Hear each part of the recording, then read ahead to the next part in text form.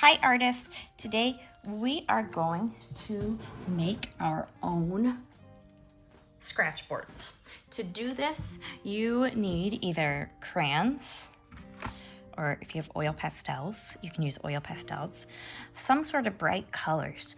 And the first thing that we're gonna do is we're gonna cover a piece of paper totally with those colors. So whatever colors you want, it doesn't have to be an actual design. You just sort of want to take and make it abstract, which means we don't see a picture in it, we just see the colors. So you can choose whatever colors you want with your crayons or oil pastels, whatever you're using. If you don't have those, you can use colored pencils too at home. And you are just going to start by filling your whole paper in.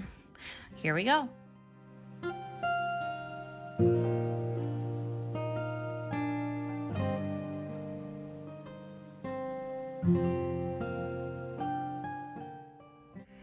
All right, ready for the next step. You are going to need some tempera paint. You are going to need some kind of soap. It can be dish soap, it can be hand soap. You're going to need something to put them in to mix them up. And then you're going to need a paintbrush and of course a messy mat down here. So I've got my artwork. I've got two different ones. I'm going to take and put those to the side for right now. I'm going to put my bowl on my messy mat, my paintbrush there. What I need to do is I need to make about half and half. Now you can use a measuring cup to measure this, to make it half and half. I'm gonna do one layer of soap. And then I'm gonna take my paint, shake it up a little bit, and I'm going to do one layer. I've got little lines here of my paint. Okay. Then, once you've got half and half, you're gonna start to mix it up. So you can use a paintbrush to mix it up. You could use a spoon to mix it up. Ask before using. Or if you have a paint mixer, you can always use just like a stick to mix it, or what's called a palette knife to mix it too, if you have one of those at home and you have permission to use it. So what I'm doing is I'm just mixing it up. I want the soap and the black paint to really be mixed up together. Oopsie, that's why we use a messy mat.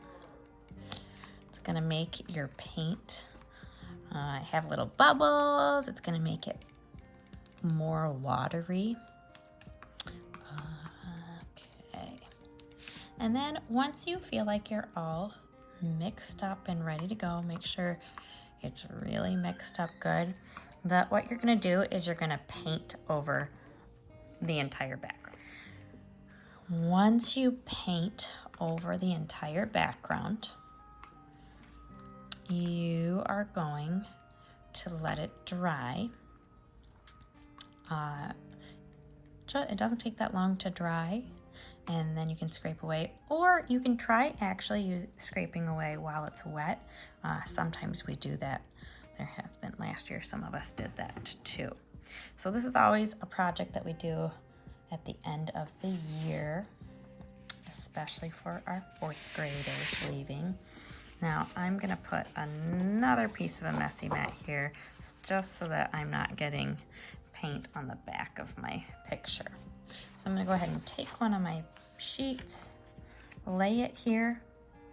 What I wanna do is I wanna start at one side and then you can either go from the top to the bottom. That way I've got a spot to hold on to, or you can even go from the left to right or right to left.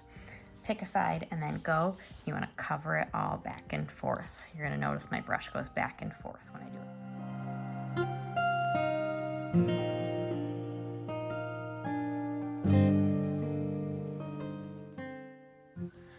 All right, so mine's all painted and this one is almost all dry. There's a couple little spots here.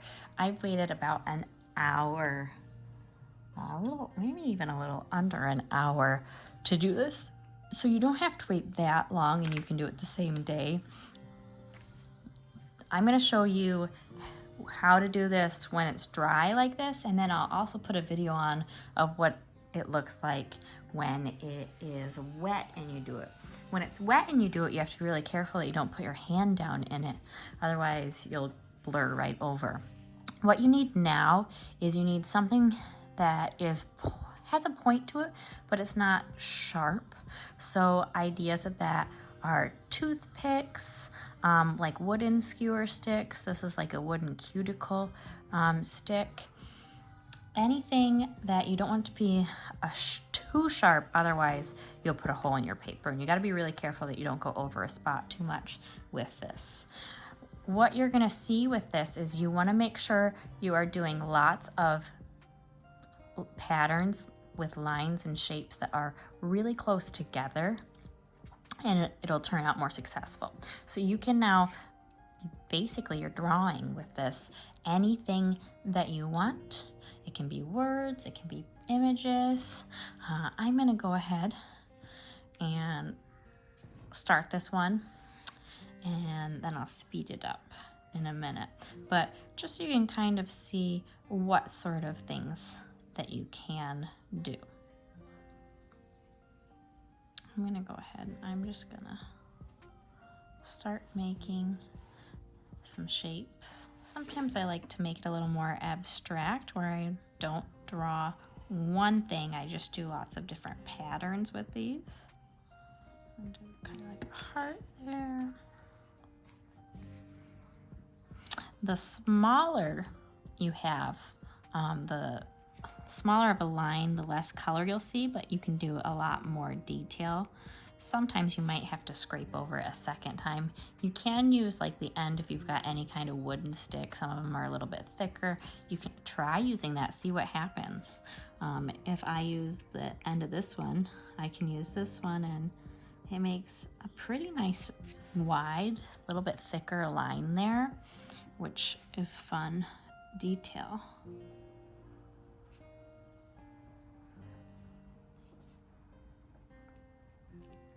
I've got these pretty close together. I would say going even closer together with a design than what this is will make it look really successful. So I'm gonna show you just over here one fun, think of like Zentangle patterns that you can do that are really fun. I'm gonna go in, out, in, one wavy line. I'm gonna do the opposite over here.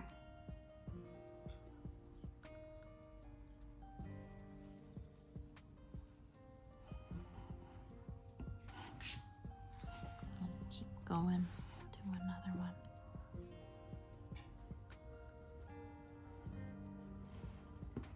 Oh.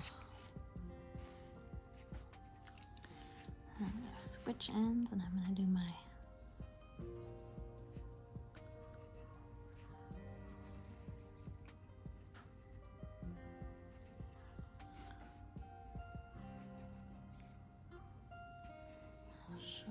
difference. If I space these out, you can already see, look at how cool it looks, and you see a lot more color if you keep them close together versus far apart.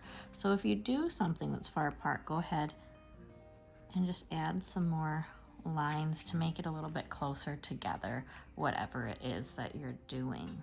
That'll make it visually a little bit more interesting.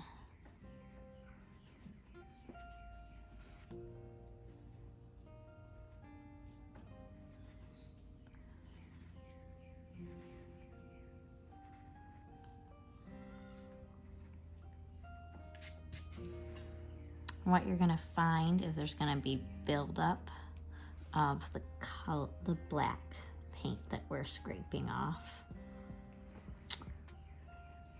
If you're having trouble scraping the paint, it might be that you needed a little bit more soap mixed in. Maybe it wasn't the 50-50 mixture. Or if you let these sit too long, then that doesn't work well. You might need to sort of wipe it off. That's why I still have this over here. You can see that some still came off there. So playing around with it. Another fun thing to do with this is what's called cross hatching. I'll show you that over here. Cross hatching is where you take lines. So I'm gonna make lines that are all parallel. That means they're going the same direction. And I'm trying to keep them pretty close together because like I said, I think it looks more interesting closer together. And then that would be called hatching. Cross hatching is making a cross over those. So it's kind of like you're making it into a crisscross checker pattern. Nice and close together. You can see that just looks really fun on these scratch boards. So play around, have fun, scratch away, make some beautiful, fun summer art.